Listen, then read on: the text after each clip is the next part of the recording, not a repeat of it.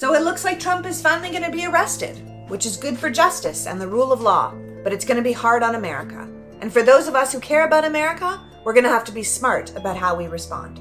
Trump is currently priming his audience for his arrest. He recently wrote an all-caps message on Truth Social that said, if he's arrested, people need to protest and take the nation back. The pump Trump is priming is the same one he used when he lost the election, one of grievance and violence. This isn't leadership. It's the weaponization of the American people against one another to the benefit of one man's power. MAGA Republicans are already referring to this as political prosecution, much like they keep trying to rewrite history and call insurrectionists political prisoners. This is why anyone who comes for Trump has to have an airtight case, why indictments felt so slow. Because even if you have an open and shut case, there are still going to be tens of millions of people who can be convinced, despite the evidence, that this is politically motivated. And that is dangerous for our country. We're going to start seeing accountability now, the kind of accountability people have waited for. Because anyone who's been paying attention knows that the 45th President of the United States is a shameless, unrepentant criminal. But between propaganda media, direct marketing, and sitting politicians who lie and make his case for him, there will still be lots of people who question the validity of what's going down. When the ex-president is indicted for mishandling classified documents, inciting the January 6th attack, campaign finance fraud, or his direct attempt to interfere in the election in Georgia, it will be an unprecedented moment in American history. And as much as people will understandably feel relieved and want to take pleasure in seeing justice finally served, I propose this is the exact time to lean into Michelle Obama's "when they go low, we go high."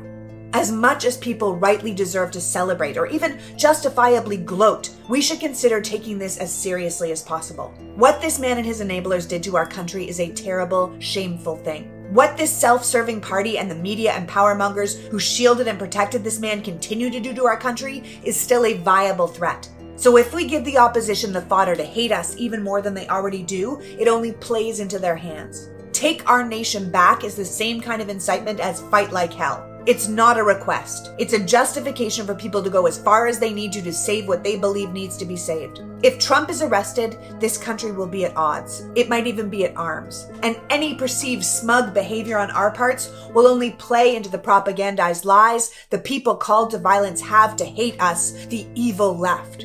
We have waited a long time for justice, but I believe it's essential we stay civil, serious, and determined as that justice plays out.